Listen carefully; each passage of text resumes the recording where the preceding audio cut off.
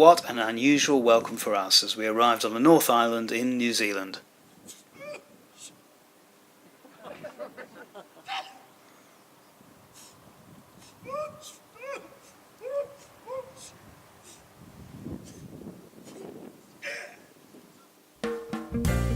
And this is where we began our 3-week adventure in New Zealand, travelling from Auckland and the North Island down to Wellington, across to the South Island, down the west coast, reaching as far as the Doubtful Sound in Fiordland. But we started by driving 3 hours from Auckland round to Tairua on the Coromandel Peninsula.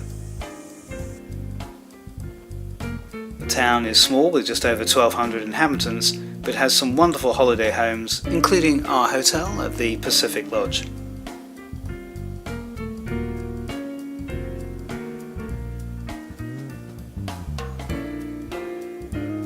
Coromandel is a favoured location for New Zealanders to take holiday, so we feel just in the right spot.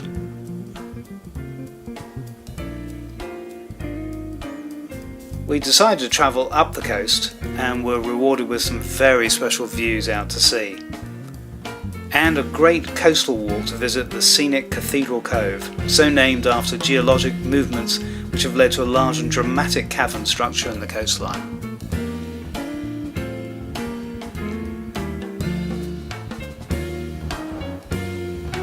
And then we come across a very unusual beach where the sun worshippers turn down volleyball for the heat and health benefits of the thermal pools.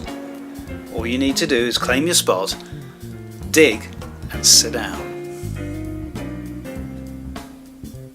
Then it's off for a 3-hour drive to Lake Rotorua, the second largest lake in the North Island and home to the Te Pua Cultural Centre, where we learn a lot about the Maoris. For the rugby enthusiasts, we recognise immediately the challenge of the haka.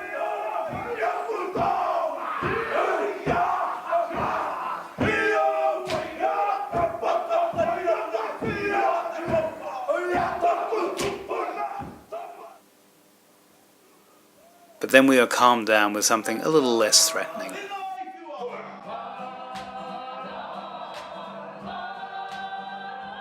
The Cultural Centre is on the edge of the geothermal park with the famous Whahutu geyser that bursts into life at regular intervals.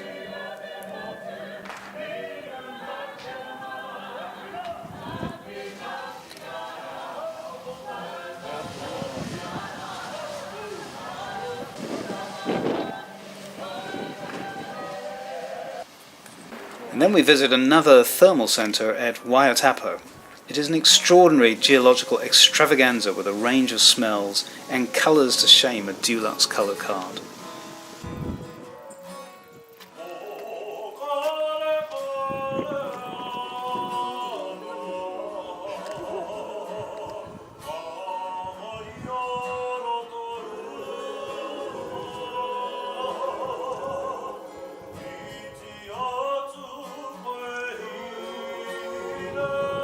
Then at Lake Taupo we visit the Hooker Falls, where New Zealand's largest river, the Waikato, gushes through a narrow chasm of 300,000 litres a second.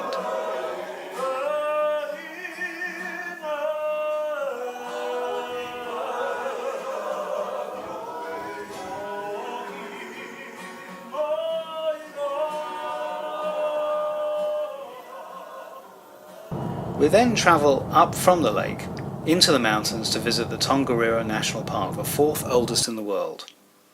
We'd stay at the Tongariro Chateau at Wakapapa, an amazing French-styled hotel built in 1927 and enchantingly still suspended in that period.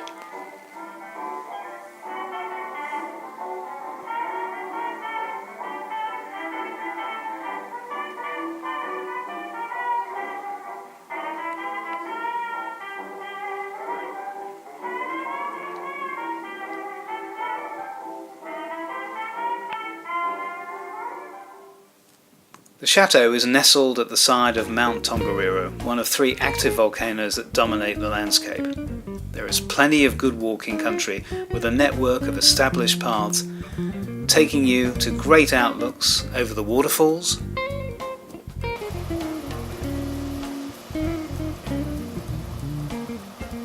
through the forests, and alongside some very inviting streams.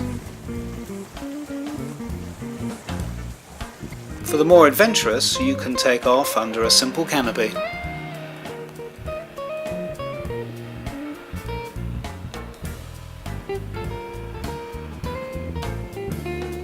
Or for something different, why not try skateboarding down the mountain?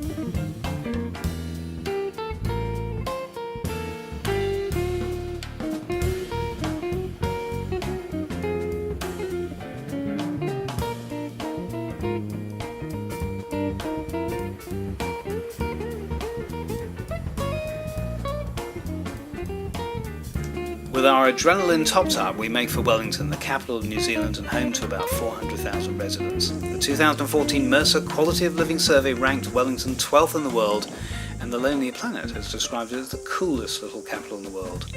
Named in 1840 by the original settlers of the New Zealand Company after the first Duke of Wellington, it sits on a major fault line with quake activity as recent as 2011 and 12.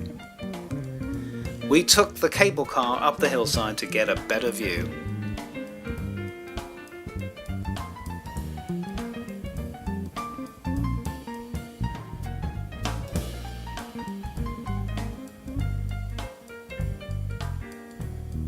And we then visited the botanical gardens, assisted by our emphatic tour guide, John. Okay, so this is the rose garden, okay? The begonia house is just over there to the right. It's got a little gift shop there. There's the coffee shop over there to your right. Tell them that John sent you. Over there above, you see the little wooden house up there? Yes. That was called the constable's house. So once they got topped up, came back this way drunk, causing trouble and all that sort of stuff, so they put a permanent constable here.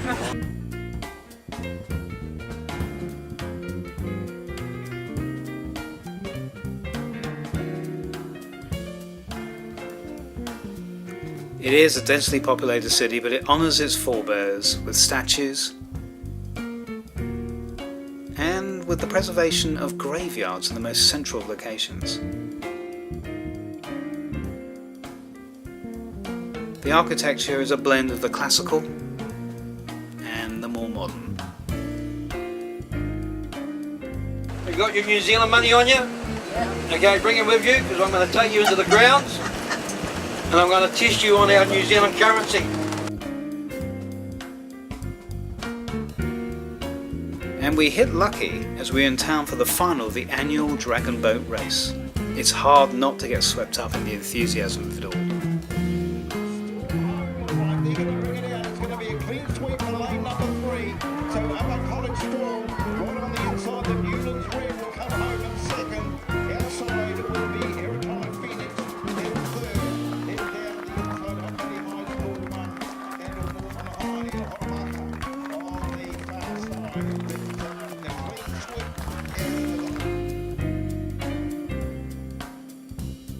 So after 7 days on the North Island, we go and find our ferry to take us the 92 kilometres across the Cook Strait to Picton on the South Island. Here we will be enthralled by even more natural wonders, including a trip by sailing boat to the Doubtful Sound, a dramatic helicopter ride to the top of Fox Glacier, and finally getting another adrenaline fix with the bungee jumpers.